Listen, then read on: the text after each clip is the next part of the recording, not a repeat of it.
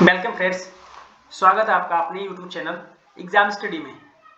मैं संदीप मौर्य आपका स्वागत करता हूं और मैं आपको ये बता दूं कि आज से हम शुरू कर रहे हैं कक्षा 10 के सामाजिक विज्ञान का प्रीवियस ईयर पेपर। इसमें क्या होगा कि पुराने जो पेपर हुए हैं, जैसे 4-5 पेपर 2023 के हैं, 4-5 पेपर 2022 के हैं, इन पेपरों को हम इकट्ठा करके उसमें जो भी क्वेश्चंस आए हैं उनको सॉल्व कराएंगे। इससे क्या होगा कि आपकी तैयारी में एक अलग से बूस्टर डोज मिलेगा। इससे आप बेहतर तरीके से आप जान सकते हैं कि एग्जाम में क्या क्या क्वेश्चंस आ सकते हैं, कैसे क्वेश्चन आ सकते हैं, ये सारी चीजें जान सकते हैं। फिलहाल आज हम लोग देखेंगे 2023 का EX पेपर कोड है EX और 2023 का सामाजिक विज्ञान का पेपर है ये, ठीक। और बेहतर जानकारी के लिए आप हमारे चैनल को सब्सक्राइब कीजिए ताकि आने वाली वीडियोस जल्द से जल्द आपको मिले। अपने दोस्तों को भी शेयर कीजिए ताकि उनको भी पढ़ाई के बारे में सारी जानकारियां मिलती रहें। चलिए तो आगे बढ़ते हैं, इसका खंड ए देखते हैं। ये क्या होता है कि जो बहुविकल्पीय प्रश्न होता है ये आपको कॉपी पे नहीं करना होता, इसके लिए एक अलग से OMR शीट आती है। अगर आपको OMR शीट भरना नहीं आता है या उसके बारे में नहीं जानते हैं तो हमें कमेंट में लिखिएगा, हम उसके बारे में भी वीडियो बना देंगे ताकि आपको एग्जाम के टाइम पे कोई दिक्कत ना हो। चलिए देखते हैं, चलिए शुरुआत करते हैं। इसमें क्या है कि फर्स्ट क्वेश्चन से देखेंगे हम लोग।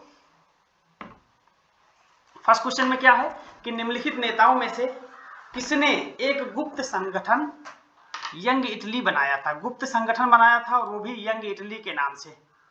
ये यंग इटली संगठन था और ये गुप्त था। गुप्त मतलब होता है कि जिसकी जानकारी बाहर के लोगों को ना हो या फिर साम्राज्य को ना हो, जो राजा होता था उसको नहीं बताया जाता था उस समय में, उसको गुप्त कहते थे, ठीक। इसको बनाया था ज्यूसेppe मैत्सिनी ने बनाया था। ज्यूसेppe मैत्सिनी ने बनाया था। नेक्स्ट क्वेश्चन है, निम्नलिखित में से किसे 1871 में जर्मनी का प्रथम सम्राट घोषित किया गया था। कैसर विलियम प्रथम, विलियम द्वितीय, फ्रेडरिक विलियम प्रथम, ऑटो वॉन बिस्मार्क। तो इसका सही जवाब है ऑटो वॉन बिस्मार्क। इन्हें जर्मनी का पहला सम्राट घोषित किया गया था 1971 में। हालांकि जर्मनी के सम्राट को चांसलर कहा जाता है वहां की भाषा में, और ये चीज आज भी लागू है। वहां के जो चांसलर होते हैं उनको, जो सम्राट होता है उसको चांसलर कहा जाता है। इस समय जर्मनी की सम्राट है एंजेला मार्केल। चलिए आगे बढ़िए। क्वेश्चन नंबर 3 है, 1789 में फ्रांस किस प्रकार का शासन था। तो 1789 में फ्रांस किस प्रकार का शासन था। तो पहले तो नहीं ठीक था, लेकिन जब 1789 आया उसके बाद से जो शासन हुआ वो लोकतांत्रिक हुआ। उससे पहले क्या था कि जो कुलीन तंत्र थे वो लोग शासन करते थे, लेकिन 1789 के बाद से ये शुरुआत हुई। उससे पहले की अगर बात करेंगे तो कुलीन तंत्र था, लेकिन 1789 में इस शासन की शुरुआत हुई, इसीलिए क्रांति हुई थी। तो आप ये भी कह सकते हैं कि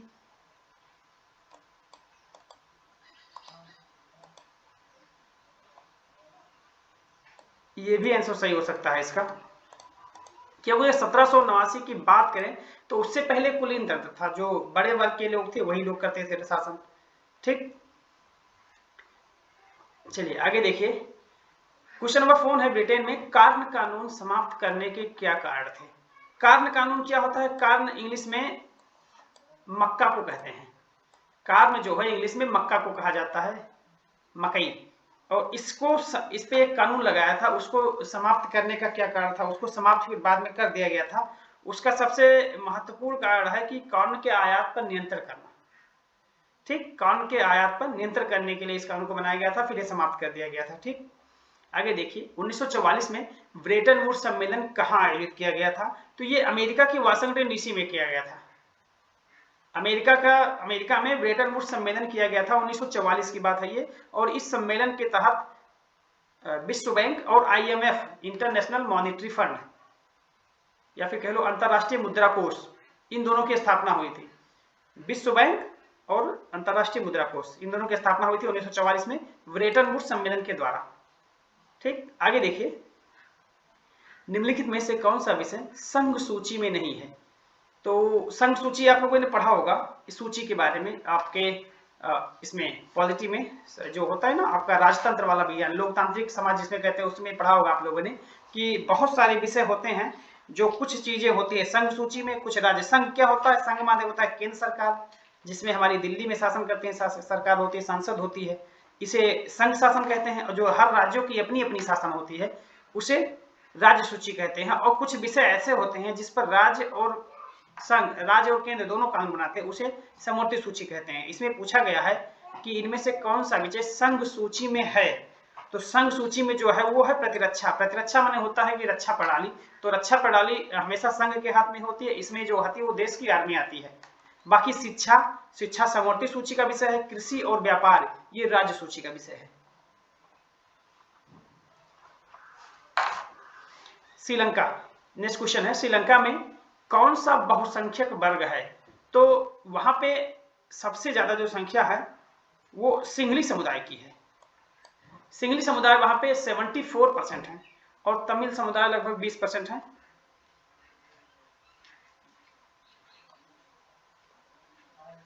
तो श्रीलंका में सबसे ज्यादा संख्या जो है वो सिंहली की है। आगे देखिए, निम्नलिखित देशों में कहां संघात्मक शासन नहीं है? तो संघात्मक शासन श्रीलंका में नहीं है। बाकी जगहों पे भारत में, संयुक्त राज्य अमेरिका में, बेल्जियम में यहां तक संघात्मक शासन है, लेकिन श्रीलंका में एक ही शासन, वो एकात्मक शासन है। ठीक, आगे देखिए, महात्मा गांधी का विचार क्या था धर्म को लेकर? तो महात्मा गांधी ने कहा था कि धर्म को कभी भी राजनीति से अलग नहीं किया जा सकता, ये महात्मा गांधी का विचार था। ठीक, आगे देखिए, निम्नलिखित में से कौन सा लोकतंत्र से संबंधित है? क्वेश्चन नंबर 10 है। तो लोकतंत्र से संबंधित पारदर्शी शासन बिल्कुल है, वैध शासन ये भी बिल्कुल सही है, उत्तरदायी शासन ये भी सही है। तो इनमें से हो जाएगा, इनमें से सभी, ये चारों सही है इसमें, तो इसमें से ऑप्शन नंबर डी सही हो जाएगा इसका। आगे देखिए, क्वेश्चन नंबर 11, निम्नलिखित में से किस राज्य में सीढ़ीदार खेती की जाती है? तो सीढ़ीदार खेती हमेशा वैसी जगहों पे की जाती है जहां पहाड़ होते हैं। तो यहाँ पे पहाड़ वाला प्रदेश क्या है? हरियाणा, पंजाब, उत्तर प्रदेश और उत्तराखंड। उत्तराखंड इसका सही जवाब है, यहाँ पे सीढ़ीदार खेती होती है। क्वेश्चन नंबर 12 है, निम्नलिखित में से कौन सी रबी की फसल है? तो रबी की फसल आप लोग समझ लीजिए, गेहूं के साथ जो चीजें बोई जाती हैं वो रबी की फसल है। तो चावल तो बिल्कुल नहीं है, मोटे अनाज इसको समझ नहीं सकते, मोटे अनाज दोनों टाइम पे बोए जा सकते हैं। कपास ये धान के साथ बोया जाता है, तो इसमें चना ये सही जवाब है, जो गेहूं के साथ बोया जाता है, ये रबी की फसल है।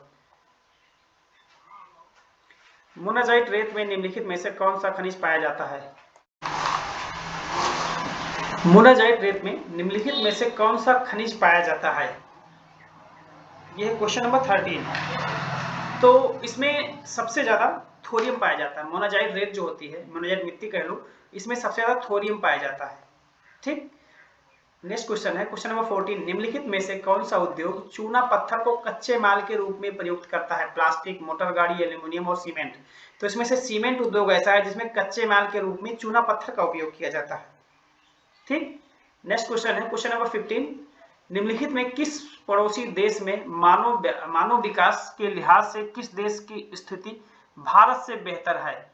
तो ये क्वेश्चन तो 2017 का है, तो 2017 के अनुसार तो कुछ और था, 2017 के अनुसार कुछ और आंसर होगा, लेकिन अगर इस समय के अनुसार देखा जाए तो इस समय 2021-22 के आंकड़ों के अनुसार भारत का जो स्थान है, भारत का स्थान है 132, भारत का स्थान 132 है। और उससे पहले है श्रीलंका, उससे पहले है श्रीलंका, और उसके बाद है चीन, चीन इसमें दिया नहीं गया है, और उसके बाद है भूटान, भूटान भी नहीं दिया गया है, और उसके बाद है बांग्लादेश। तो इनमें से दो ऑप्शन सही हो जाएगा, श्रीलंका और बांग्लादेश, ये दोनों भारत से आगे हैं मानव विकास के सूचकांक में। ये दोनों भारत में 132 स्थान पे भारत है, उससे पहले ये दोनों हैं, श्रीलंका और बांग्लादेश, और नेपाल, पाकिस्तान उससे पीछे हैं। ठीक, आगे चलिए, आगे देखते हैं। नेक्स्ट क्वेश्चन है, क्वेश्चन नंबर 16, निम्नलिखित में से कौन सा खनिज धात्विक है? तो धातुक वह खनिज होता है जिसमें धातु के अंश होते हैं। तो अभ्रक ये अधात्विक होता है, कोयला भी अधात्विक है, चूना पत्थर भी अधात्विक है। तो इसका सही जवाब है लौह अयस्क, ये धात्विक खनिज होता है। ठीक, क्वेश्चन नंबर 17 है, एक वस्तु का अधिकांशतः प्राकृतिक प्रक्रिया से उत्पादन किसमें सम्मिलित किया जाता है? तो इसके बारे में आप लोगों ने अपने आर्थिक भूगोल में पढ़ा, आर्थिक जो अर्थशास्त्र होता है ना, लास्ट में दिया होता है भूगोल वाले किताब में, उसमें दिया होता है अर्थशास्त्र के बारे में, तो उस अर्थशास्त्र का क्वेश्चन है ये।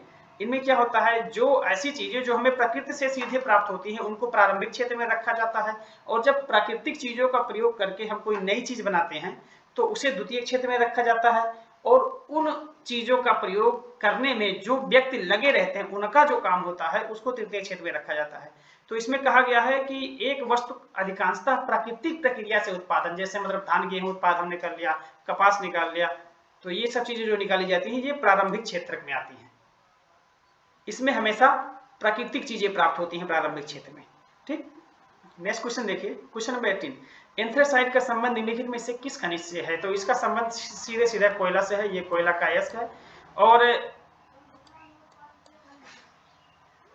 सबसे अच्छा कोयला तो हाँ, सबसे अच्छा कोयला होता है ये, सर्वोत्तम कोयला होता है एंथ्रेसाइट। ठीक है, नेक्स्ट क्वेश्चन है, निम्नलिखित में से किस वर्ष बांग्लादेश ग्रामीण बैंक की स्थापना की गई थी? तो इसका सही जवाब अगर देखा जाए तो सही जवाब तो इसका होता है 1983।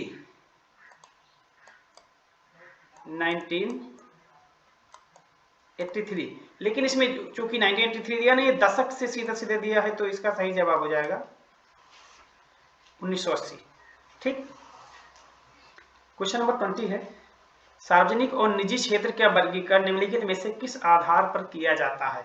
तो जब वर्गीकरण के सही क्षेत्र क्या होते हैं, जो कंपनियां होती हैं, फैक्ट्रियां होती हैं, इनका वर्गीकरण इसी आधार पर किया, इन्हीं के बारे में बात की जा रही है। तो ये हमेशा स्वामित्व के अनुसार, उसका स्वामी कौन है इसके आधार पर इसको वर्गीकृत किया जाता है कि ये सार्वजनिक क्षेत्र की है या निजी क्षेत्र। जैसे मान लीजिए किसी खास व्यक्ति की कोई कंपनी है तो वो निजी क्षेत्र की हो जाएगी, कुछ दो अलग लोगों का है, 2-4 लोगों का है तो वो मिलजुल कर वाली हो जाएगी, ये और कोई सरकारी फैक्ट्री है तो सार्वजनिक हो जाएगी। ठीक, तो ये आज का 20 क्वेश्चन हो गया है, और अभी हम कुछ दिन यही पढ़ाएंगे, 1-2 दिन तक, 1-2 दिन में खत्म कर देंगे 10 पेपर कम से कम, और उसके बाद में हम ये 2 नंबर 4 नंबर वाला पढ़ाएंगे। ठीक है, अगर वीडियो अच्छा लगा हो तो सब्सक्राइब जरूर करिए।